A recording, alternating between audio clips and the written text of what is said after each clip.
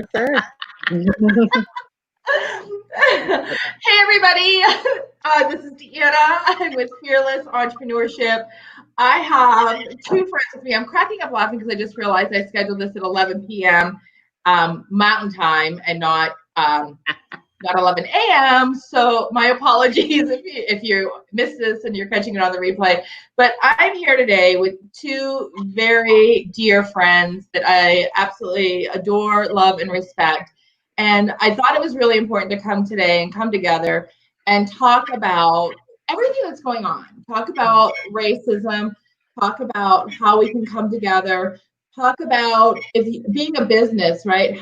What do you do right now? What do you say? How do you promote it? Do you even understand what's going on? And I'm not saying that to downplay anything or to dumb anything down, but I think there's a lot of confusion. I think a lot of educating, and I think we need to come together and be real and honest and just have a casual conversation, right? Just some girls chatting, and hopefully you hop on as well and ask some questions. So let me introduce you to Stephanie and Sherris. How are you girls doing? Good. How are you? I'm doing great. Thank you. Thank you. So I'm going to start with you, Stephanie, because you were downtown this past weekend during the protest and speaking up, and tell me about that experience and tell me like what's going on. What was it like? Wow, it was like one of the most beautiful experiences I've ever encountered. Because it started out with, and as a woman of faith, it started out with us walking down the hill of downtown Youngstown, and someone, as we walked, was singing. There's a gospel artist who has a song called "I Have the Faith." And they were singing that song as we walked about faith, and that faith, we can move mountains, things can happen. So people were tearing up, crying, even before we got started. But as we got started and marched down the hill of Wick Avenue and stopped at the courthouse, it was very peaceful. It was a lot of us that are already community minded. And I hated that I missed so many of my counterparts and my friends because it was just that many people that came together that day to witness this, from politicians to just the common everyday folk. And it was a beautiful experience to see that a young girl who was 18 years old organized such a movement. That's what I heard that. Yep. Yeah. Wow, I did not know that. 18 years old, and I believe her name is Sonia, and she put it together so beautiful, where the mayor spoke, Congressman Ryan spoke. There's a young girl in our community who she is a poet at the finest. I mean, she gave a speech that I don't think it was a dry eye there. Oh, wow. And then to close out with a Reverend, and then Monica Jones, who runs our early college, spoke, and Pastor Todd Johnson out of Warren closed us out. When I say it was beautiful, it was beautiful. And then I loved it because we had on masks. And then I saw you had the YSU one. YSU one, yes, representing. So we had our masks on, and then a young lady or couple I know, they were there, and she's an RN and she runs a program for nurses. And she and her husband had a table downtown giving away gloves and masks in case you didn't have it. Yeah. So it was just it was a beautiful experience. I tell you, it was one of the most. If I could do it all over again, I would. I would just do it again. It was just that beautiful. That's awesome. Yeah. So I noticed, and I caught it when some rioting happened, but that wasn't the protest. I want to clear that up. I want to talk about that because I thought it was what I saw on social media. I thought it was, and I was like, this is ridiculous. Why is this happening? So can you help clarify what actually happened? Because there has to be more than just me out there that wasn't sure when they first saw it. Yeah. So one thing I say, and I commend my community for, and Youngstown, we are even divided, we're united. Because when it comes to this city, we may not see eye to eye any other time, but you're not going to come in this city and think you're just going to destroy it. Yeah. So the mayor addressed that, number one, because we had a couple of guys on the sidelines who had their little horn and were trying to say something totally different, not violent, but they were just, their message was a little different than ours, because we didn't come there to fight. We come there because we want to see justice and see how we can make that happen and start within our community. So that was the most we encountered during that time frame, because we were there from like 11:30 till about 12:30, 1 o'clock. So it was quiet, it was peaceful. What's funny is a lot of us, now that we talk, we were like, all of us were looking at people we just didn't see, because Youngstown, you pretty much know faces. So if I didn't know your face, I'm staring like, what's around me? Because if you go crazy, I could knock you out. We all looking like, I love it. let the Youngstown come out. But the beauty of Youngstown was that after we all left, folks like Derek McDowell and folks like Julius Oliver, who serves the First Ward, which is downtown, stayed behind, because we were anticipating folks from out of town, because that's what's been happening across the nation. Those out-of-towners are coming in and destroying your city, not your folks in the city. So they hung around. They stood outside. They did, whoever it was, we don't know. The mayor had something yesterday saying that they don't even know who these folks were. They were not from here. They were from out of town. And so they came in and they thought they were going to destroy buildings. But Derek McDowell and a couple of our African-American males were standing there in front of those buildings, stopping them, saying, not in my city. So when you have that kind of power of our community, again, that shows and adds to the beauty of the community, and that we're not trying to see folks divided.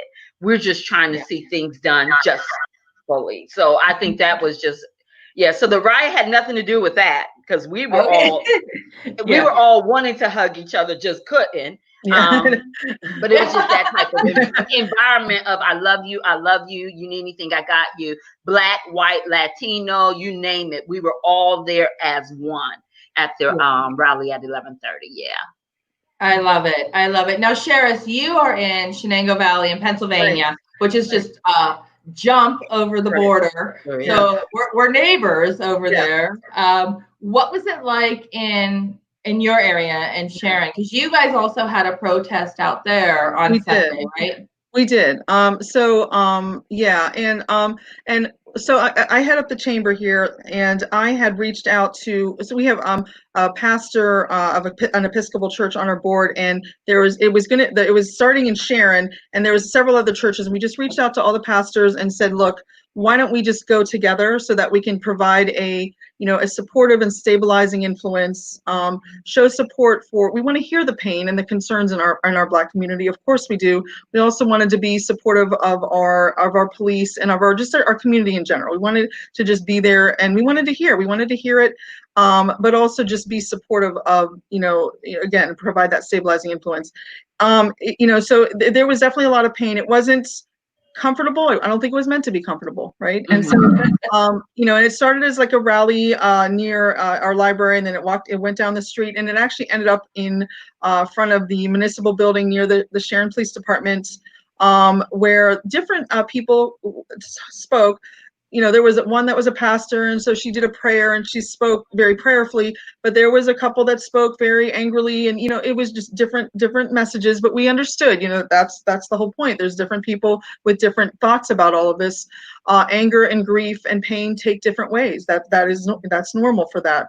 And then they did almost 9 minutes where they just laid on the ground, and they just, what exactly George Floyd would have been going through, and and they repeated some of the phrases he had said, and and there was some media coverage as well, and then I believe they went on to so we stayed for that, and then they went on to the city of Faro, which I wasn't aware that they were going there, but then I did see that they went to the city of Hermitage, and we had some people, made sure we had some people there, and then we were Facebook living, so we watched, and again, it was peaceful.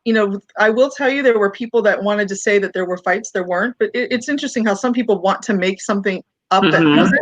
And I almost feel like, and this is actually a messaging we've had to get out, is like, don't say that, you know, like, I almost feel like some people want to make drama, and I'm like, this is not a drama you want. Like, you don't want to turn this into something, like, allow people to have their pain. But I think that also comes from fear, and also, to be honest, a little racism, where like, there's going to be that element. They're going to make that. No, this is just there's real pain and real hurt out there. This is protesting. It's peaceful protesting. Let them share their pain. This is our country. You know, our you know, we're allowed to do this. Let them share that. And so it was, you know, listen, hear, be educated by it. And so it was a little, you know, whereas your experience seemed a little bit different. It seems like it was led a little bit differently. Like, we had a few guys, and it was white guys, interestingly, with a lot of guns on them. So that was a little. I had my 26-year-old daughter with me, and that made me. I don't even know.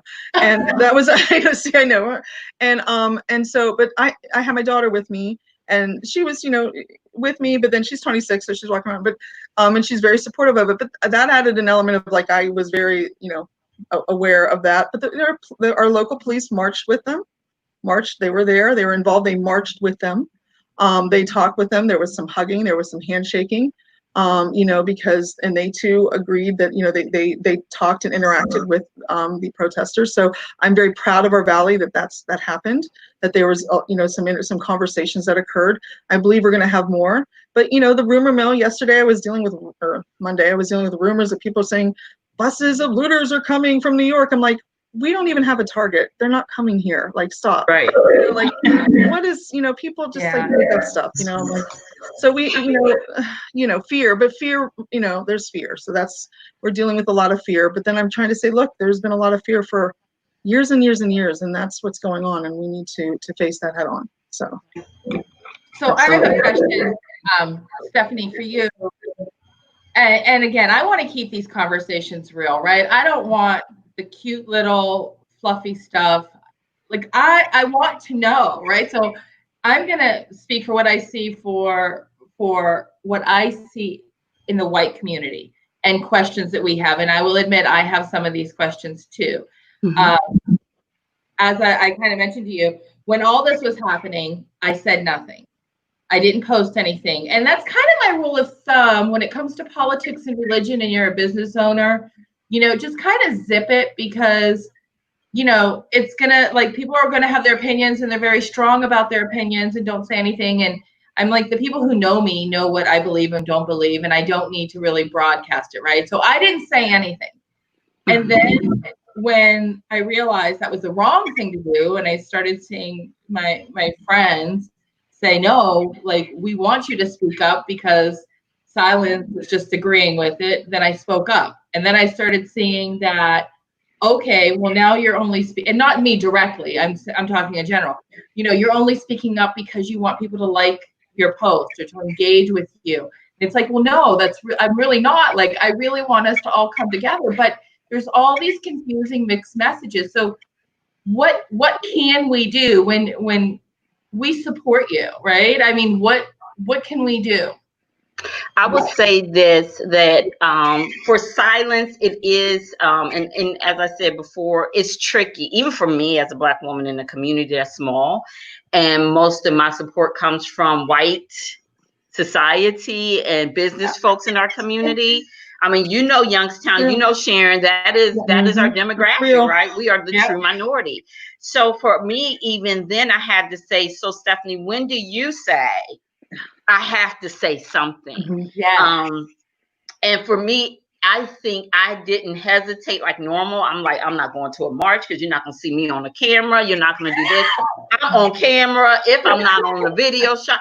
Because at this point, when my son put out a post, and it's real, because I have a 28-year-old who lives in Nashville, Tennessee. I have a 14-year-old with autism. I have a grandbaby that's 3.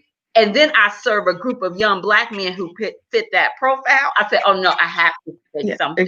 And it's not about like, I hate you, or I just hate all white. It's not that. It's just that as a Black community, we've had enough. We just went through an emotional period of 1619. We just celebrated 400, well, not celebrated. We just went through a commemoration of 400 years of slavery in 19. So then to have this still happen, and then it's just overflow from the girl Brianna. They bust in their place. They kill this girl who's a EMT, and then they charge her boyfriend because he was shooting at the cops because you walking in my apartment unannounced, loaded with guns. So he's shooting like, I don't know who this is, and now you're charging him, and then the cop who killed her gets off or hasn't been charged. So that was okay. That was in March.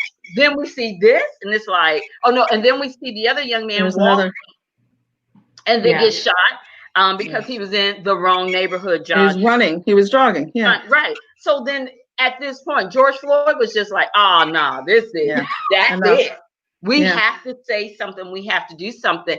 And as a Black community, we know we have a lot of power when we come together. But how much more powerful are we when our white friends are with us? Like, there are certain rooms I'm not welcome in, but you are. And because you're welcome, I need you to speak up. I need you to be that voice for me, that I don't have that relationship to make that change.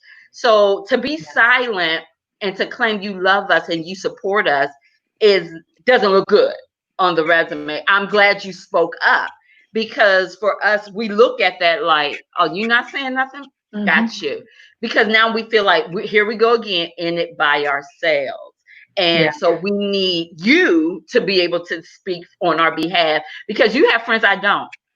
And then we all have experiences, and we know some friends or not that have made some racial comments that now you can step in and say, nah, not around me. You get to do that, and you're raising young men in the community, and so now you get to teach them. So we need you to speak up. So thank you for doing that. And that would be my advice to all my friends who look nothing like me.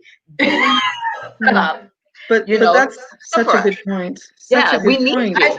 I appreciate you being so raw and honest with that, because I really didn't know. I'm really not sure, the best way to handle this. And I didn't. And like I said, normally when conversations come up on politics, right, every election and all, I stay out of it. I don't I love you. You can have your opinion, whether you agree with me or disagree with me, but I'm staying out of it. And this was different. I felt, I felt the pressure from my boys to speak.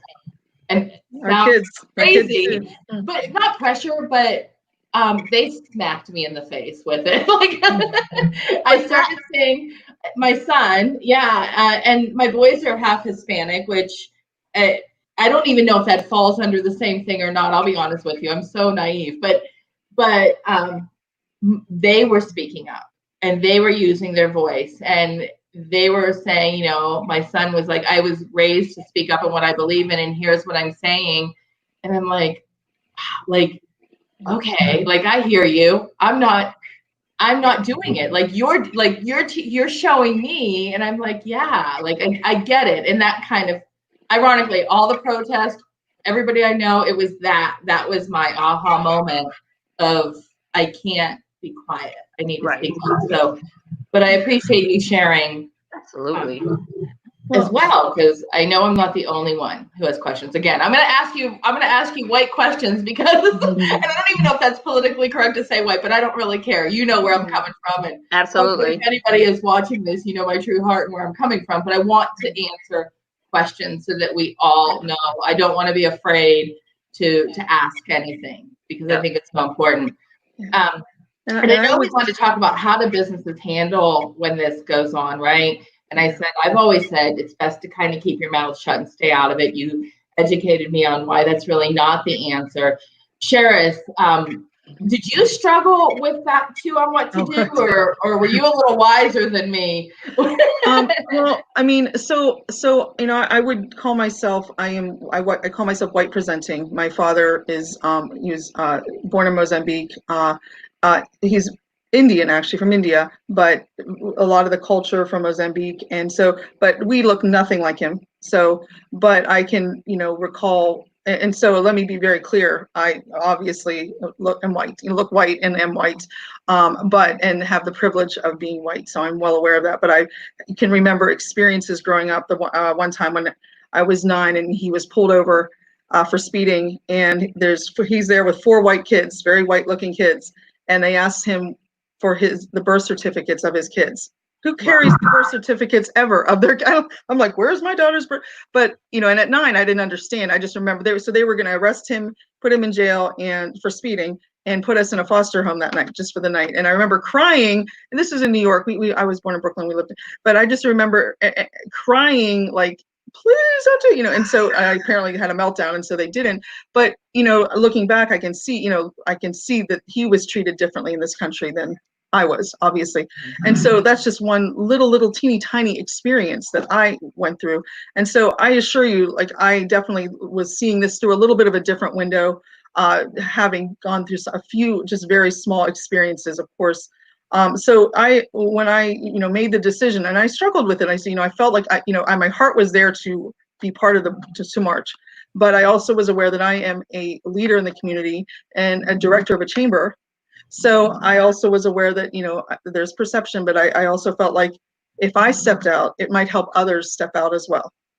And I will tell you that when that happened, I did have a lot of businesses reach out to me and say, thank you for that leadership. And of course, there were a lot of elements of, what we did. We were there to also just be supportive of the whole community, also maybe provide that stabilizing influence, etc. But I was also where we were sending a message too, that we did want to hear, we're in our little tiny Shenango Valley. We do have, like I said, a black communities here, and they don't always get seen or heard. There's not problems, but we don't hear or see them. There's pain though. There's sure pain. And nationally, there's obviously pain. So how can we be part of the change? So, I definitely had to consider that. So what are things that, what can businesses do? And, you're right. In the past, we've been like separation of church and state, separation of politics and religion and this and that from business. But I also think that there comes a time where you have to make a stand. And, and maybe maybe there have been times that we should have made stands before too. I'm not going to say that that's not the case either, but now for sure, definitely, you can't stand back and ignore that there is pain and things that have happened in this country that have not been fair and have not been right. And so, how can we make a difference? One little thing, I'm talking to a lot of business leaders, not just here, but also in Pittsburgh and Cleveland, I have friends all over different places. And, being aware that, we have people at work who, whether they're Black people or people of color, or they might be married to people of color or Black people or different, take a moment and just say, how are you doing? How are you doing with the events going on? I was doing that just over the pandemic, how you doing handling, because that was tough. It's still tough, even though we're not even thinking about that as much right now. So it's okay to just take a beat and say, how are you doing? How are things going? How are you handling everything? Believe me, they might not say anything there, but they might follow up with an email or just say, hey, thanks for just treating me like a human. I think that's okay to do that. I want to touch on a post today from a friend of mine who is, I went to high school with her, she's white, she's married to a Black man. And she said that a white friend, reached out to her and said, how are you doing up to all this? And she said that she's never had anybody really reach out to her and ask. And she didn't think any of her white friends really realized that what they deal with. And she kind of shared her perspective, and which I thought was very insightful, right? She recognized that she can go into places and was treated differently than when her husband and her sons walked into places and they called her the mole. And if she's watching, I mean, she'll know I'm talking about her now, because it was very evident of how different she is treated as opposed to when she's with them. And it happens, and it does. It's stretching. So how do we fix this? Right? We're aware of some of the problems, but how do we fix it? I mean, we have to keep talking. We have to talk about it, but more than talk about it, I think now it's called action plan. So what do we do for action plan? So in my discussion, like Monday, I had the kids here at I Am Youngstown. We did like a little outside cookout because of pandemic. We're still cautious of that. So we were outside. We were and I grilled some hot dogs, stuff like that for them. And we had that discussion because I'm like, this impacts you. Yeah. More so, I mean, like for us, our generation, I haven't seen what my forefathers have seen or my ancestors, but I've dealt with being called the N-word. I've dealt with all of that, being pulled over just because I was in the wrong neighborhood. But for them, I'm like, so what does it look like? I mean, because some of you guys are in schools that are on voucher or ed choice, right? And you're going to school and you're the minority. So how does that impact you? And I was trying to share with them, and they were sharing with me that they understand that now they have to step up as the change agents and leaders. And I think that's where it begins, is that policies have to change, because right now it's not a political issue per se, or it's a human rights issue. So how do we make sure that we're seen as humans and that we have rights just like everyone else? And I believe a lot of that will come through legislation, and it will come through people of color, Blacks, Latinos, whatever, Hispanics. We also sit at the table. I have a problem when I still go into a room and I'm the only Black person in the room, let alone a Black woman. I'm a double minority. So it's just like, so when we start to make those changes, right, where our organizations no longer look like one race, right? But we like that diversity inclusion stuff. I'm like, come on, stop. Because you have added a woman who looks like you on the board or on your team doesn't make that diverse and inclusive. You still don't have enough minorities. So I think that's definitely important for us, is that you have to start at that head, that leadership. So organizations have to make sure their boards look like the community they serve. Because as Blacks, we're having a problem. Like, I know July 7th, we're doing this whole blackout again, where we're not shopping anywhere. We're shutting it down as an African-American community, right? Because we're going to show you better. We can tell you the power we have with the dollar. So the whole petition has been going around, or the whole thing has been going around, like, shut it down July 7th. Y'all shut it down July 7th. Because we just have to stop for a moment and pause within ourselves and say, this is enough. So the Jewish community was getting hit hard, and then the Black community's getting hit hard. The Hispanics, Latinos, all of them got hit hard with this build the wall, and then they were treated so crazy. So I feel like at this point, if your organization doesn't encompass all those groups, right, then change just is not going to happen. Which leads to what we are seeing now, the protest and the anger and the damage that's been done to our society. It's interesting on Twitter. I follow a lot of this on Twitter. And it's interesting. A lot of businesses, they're like posting these statements. And what's happening is they'll post this statement that we support Black Lives Matters, etc. And then people are responding and going, show us the picture of your board, show us the picture of your leadership, show us. And I'm like, good, because that's exactly what they should be doing. Because you're absolutely right. It's easy to say words. It is not easy to, show, that. And that, to be honest, that's one of the within the first year or so of me stepping into this role, that's one of the first things that we addressed, actually, to be honest. So, I mean, you can look on our website and you can check that out. But because you're right. Because if it's not there, then don't talk. Like, walk the walk, and that's very important. And then you can hear from everyone. I mean, that's the whole point. Is if everyone's at the table, then you can hear the age groups, the diversity, the gender, it doesn't just have to be the top CEO too. It should be all different levels of employment too, so you can hear all the different needs in the community, so that's what was going on Twitter. They'd be like, show us your board. I was like, oh yeah, that's right. Because it's just words. It's just a meme. I think we all need to continue talking too. Yes. And I mean, I know myself, I was very ignorant to a lot that was going on because I didn't experience it, and like you, Sherris, I had a teeny tiny experience with it, which I'll share, but it doesn't even compare. When I got married, right, my first husband, the last name was Hispanic. Well, I have a little bit of a lead foot. So as I would drive and I would get pulled over in my maiden name, I'd get out of it.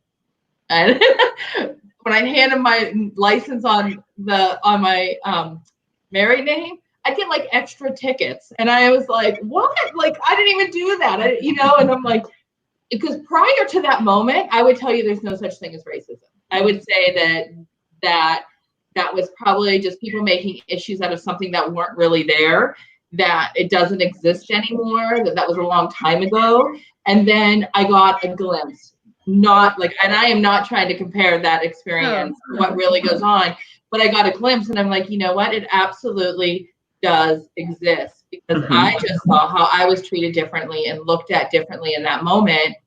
And, you know, I could change my name. I could, you know, and I could present myself as someone who is white and avoid it, right? So Right.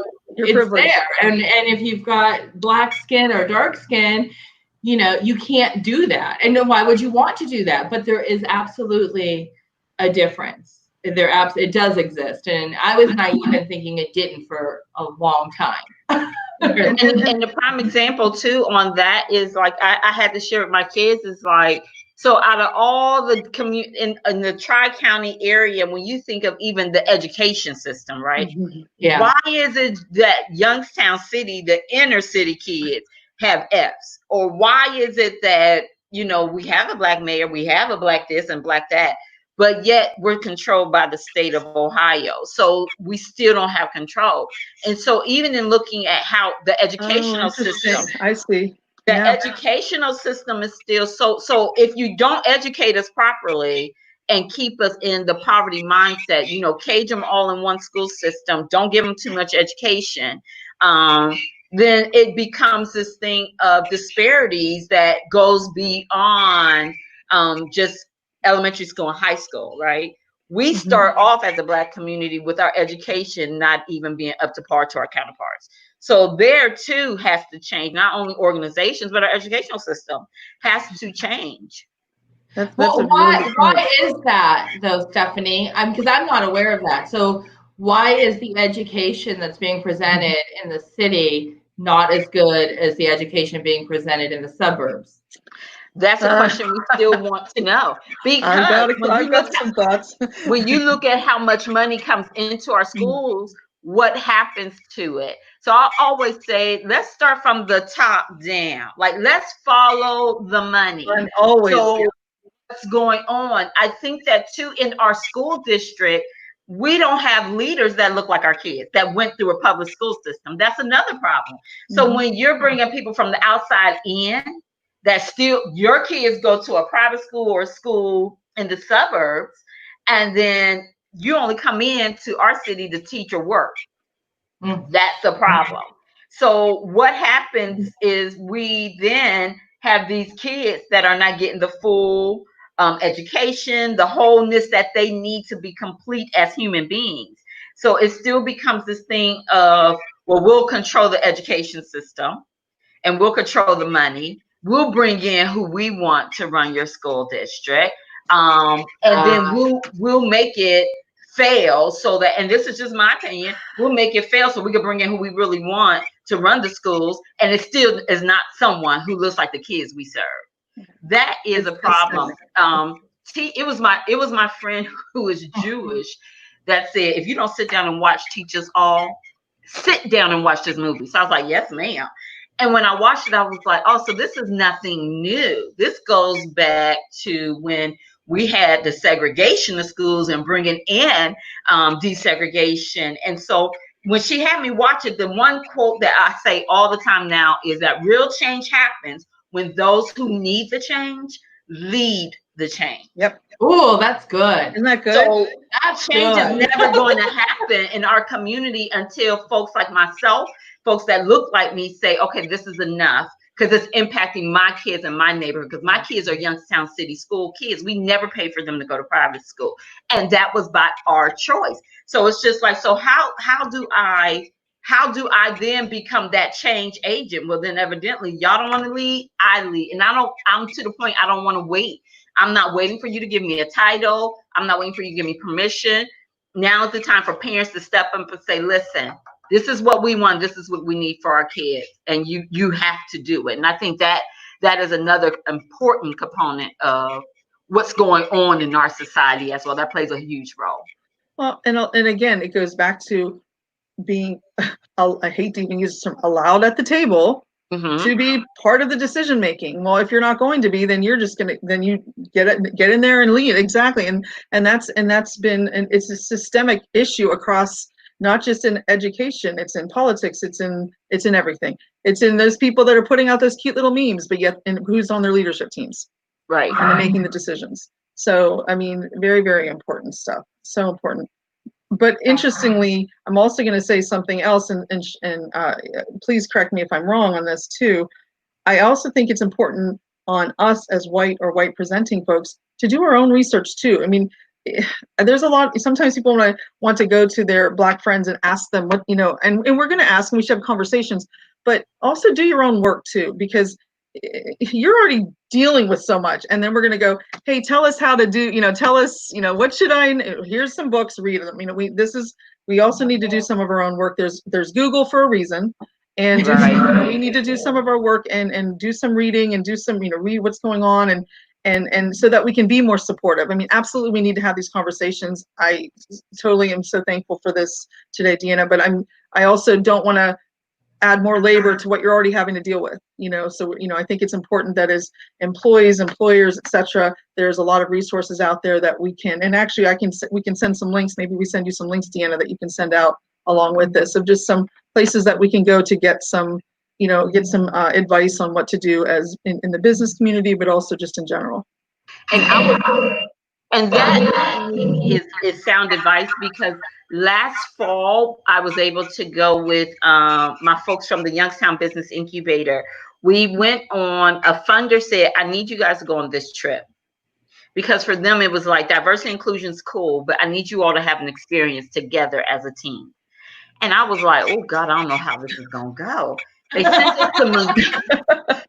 us to Montgomery, Alabama. Okay. And they made us go through the museum, and it was the Equal Justice Institute, EJI. So Brian Stevenson founded this, started it. He is the one who wrote Just Mercy. It's based off of his character. This young guy who went to an Ivy League school that said, oh my gosh, I see how y'all doing my people. Hold on. And dedicated his life to freeing men who were wrongfully accused of color. So we go on this trip, and we were there we were scheduled to be gone for 3 full days, and we had a session scheduled where they would come in. They had folks come in to talk to us about our experience, like this mediator. So I was so nervous about it. So we went through the museum. I say we didn't even get, as soon as we entered the museum, we went through one little hallway and folks was crying. Wow. Because it was like, I heard about this, but to see it was like, this is crazy. And I would say my white counterparts, I think they kind of was taking it a little bit more harder than us, because it was just like, we heard about it, was like, yeah, but to actually witness and go through.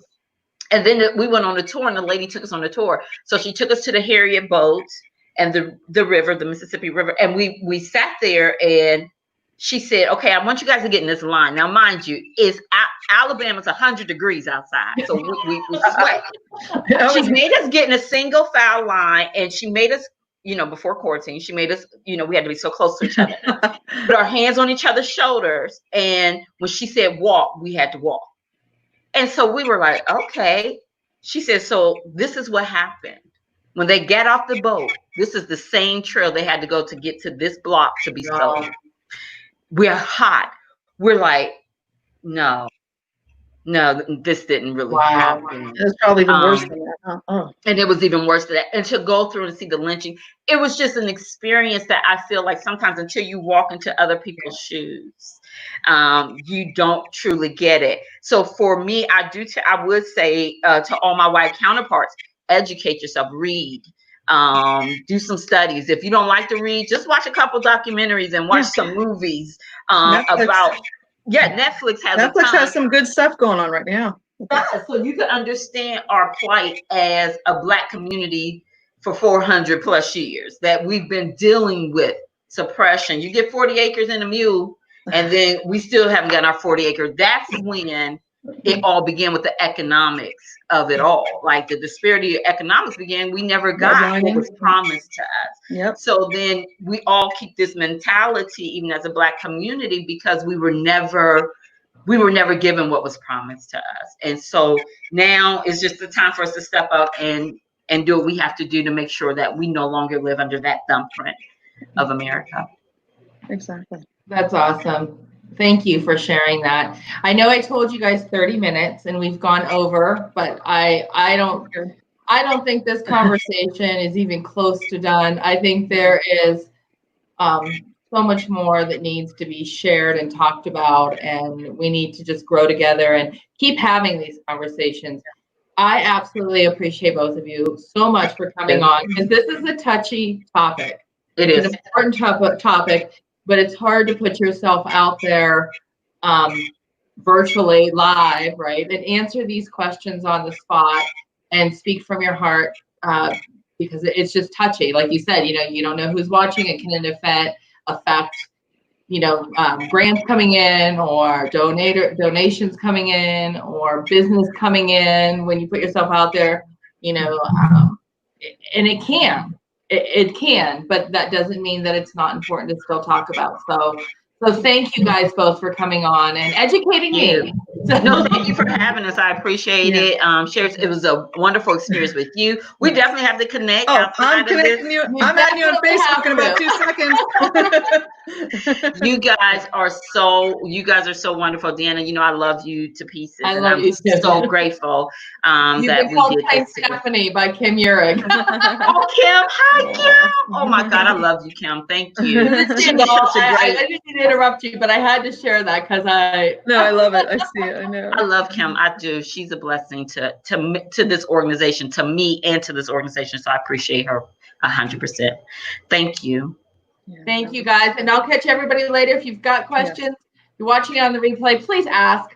Ask in the comments. And if I can't answer them, which I may not be able to, I hope that somebody will, because I think that these questions need to be talked about, and we need to find ways to resolve this. And I'm going to everybody together. So thank you guys for watching. Thank you. Everybody stay safe. Yes.